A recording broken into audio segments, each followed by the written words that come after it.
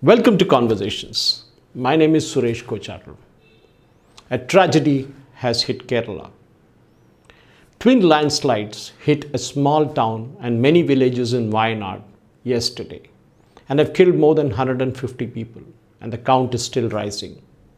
More than 200 people are reportedly missing. This is a story that is repeating again and again every year. Kerala faced its worst natural disaster in 2018 when floods ravaged the state after heavy rains led to the opening up of all the gates of many dams across the state. Now, the floods have struck the state's hilly Wayanad region early on Tuesday when two monster landslides in as many hours buried a small town and, of course, several plantation villages along its path, killing, as I said, more than 150 to 180 people. The count is still not final because they're still digging out bodies from many of the houses that were buried there under the mud and rocks. Many have been injured, and the Indian Air Force is evacuating hundreds of them to various hospitals and ambulance sites that have been set up. Swathes of slush, mud, and misery have been triggered by about 570 mm of rain in just 48 hours. And for a state like Kerala, that is nothing unusual. Heavy rains is a way of life in the monsoon season. But the trail of destruction that stretched from Mundakai town, which bore the full brunt of the first landslide around 2 a.m., to Churlamala, where the second one hit a few hours later around 4:10 a.m. That was a tragedy of humongous proportions. Nearly 350 families lived in the affected zone, which is otherwise a beautiful and verdant expanse of tea gardens and cardamom estates, mostly owned by the Tatas-owned Harrison's Malayalam. But then a tragedy like this does happen because of mistake of a few people, or rather the government. In this case, as we saw, rows and rows of houses are buried in mud water, and water bodies kind of overflowed and changed the course from the normal state they go through. Huge trees fell like matchstick. Massive rocks just rolled down the hills like as if they're some marbles. According to me, this tragedy, and not just me, many people have said this, that this tragedy was a man-made disaster. Of course, abetted by the fury of nature, which no one can stop. The landslide that hit these villages in the ecological fragile region of Wayanad was in the making for a long, long time. Because Kerala is a small state with a huge population in terms of its per capita. The kind of population matrix that Kerala has stuck in a small piece of land where every inch of land is precious. The tragedy of Tuesday is a stark reminder of the successive failures of the governments in notifying the Western Ghats as an ecologically sensitive area, or rather eco-sensitive area, a prerequisite for preserving the sensitive terrain by banning environmentally hazardous human activities. But mining, farming, and of course resorts have multiplied over the last 20 to 25 years without any safeguards. And the result is the frequent landslide that we are seeing, not just in Wayanad, it also happens in the Idukki ranges.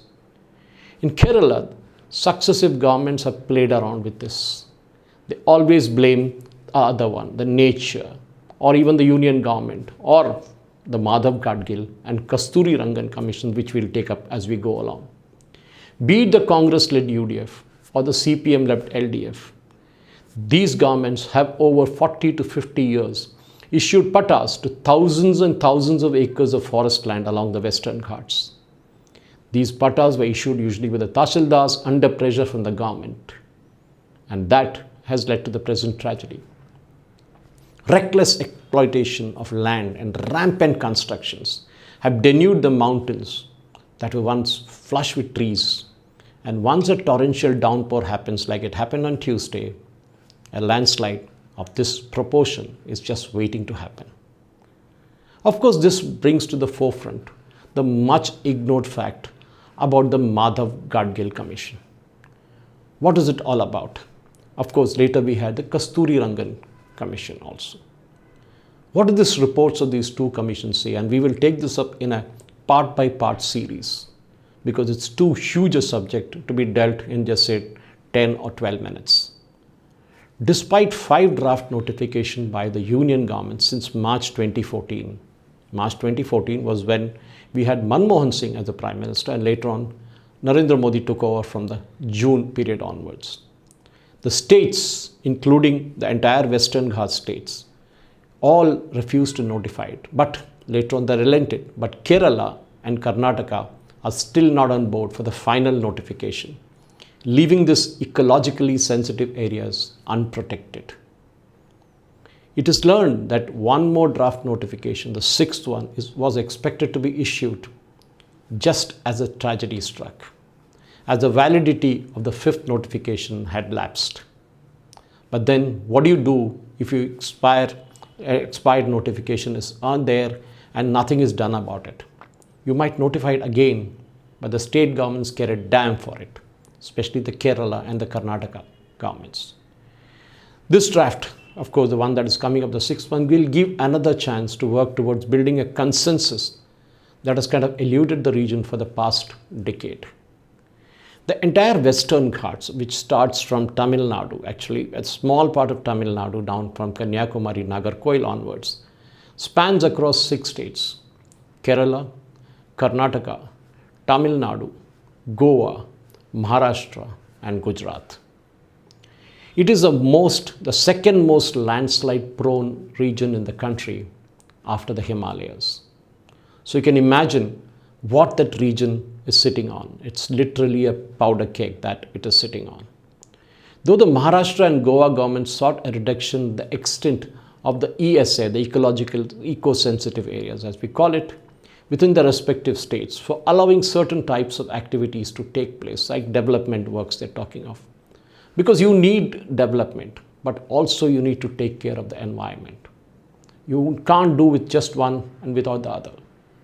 The then Karnataka government actually urged the centre in 2022 to withdraw the draft, arguing that it would adversely affect the livelihood of people in those areas. And it is those same people who have got killed in Kerala. And they've been dying every year whenever the landslides of this occurs. The absence of the eco-sensitive area cover to the Western Ghats has resulted in the continuation of several environmentally disaster projects. And we saw that the hazardous human activities that are happening around these ESA areas, including massive constructions that are happening there, deforestation, for example, for mining and construction activities over the years. Nobody cares because the loosening of soil is one reason that is affecting the hillsides and their stability. And that is the main reason a landslide like what happened on Tuesday in Kerala and Wayanad occurred. During the time when there's a heavy rainfalls like what had happened this time, that struck Kerala in Tuesday is another tragedy that has left the otherwise beautiful environments into something of a disaster zone. If you look at the pictures and the videos coming out of the site, it is really shocking to say the least. Definitely, we need to go back and look at what this report was all about. The 13-year-old report which we are talking about was the Madhav Gadgil Commission, warned specifically against indiscriminate quarrying and construction activities in the ecologically sensitive areas of the Western Ghats. But then, who cares? Like what I mentioned yesterday about construction in urban areas which lead to disaster like the one happened in Rajendra Nagar, Rao's Institute, is again something happening on the other side in the Western Ghats area. In fact, the Western Ghats Ecology Panel, expert panel led by Madhav Gadgil, had specifically warned against all these activities. But then he was hounded and driven out from Kerala, with politicians and religious leaders all kind of getting together and making sure that he was driven out from Kerala. Today, Madhav Gadgil said what he said came true. In fact, he especially mentioned the anti-environmental activities in Mepadi, where a major landslide wiped out an entire village. in its report submitted to the Union government in August 2011.